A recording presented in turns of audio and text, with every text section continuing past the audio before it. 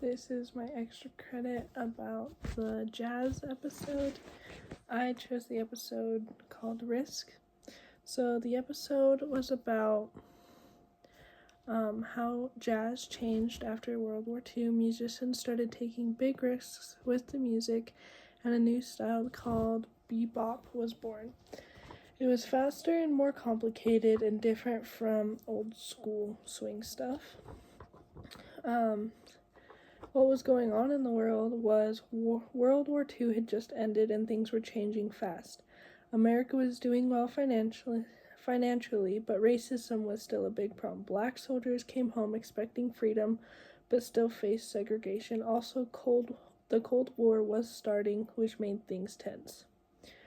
What was going on in jazz? Well, jazz was going in a whole new direction. Big bands weren't as popular anymore, and smaller groups were coming up with wild new sounds. Bebop was more about listening than dancing, and it gave musicians way more freedom to show off their skills. Some of the main musicians in this episode were Charlie Parker. He was an amazing sax player, helped start bebop.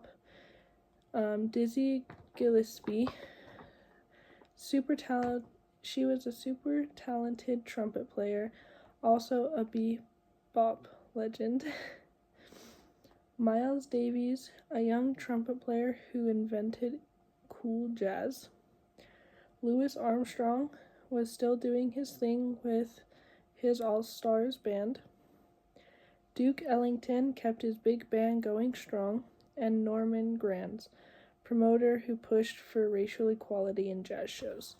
Why is this important?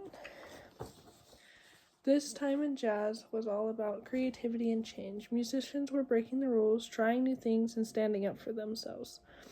Even though they had faced tough stuff like racism and drug problems, they made music that totally changed jazz forever.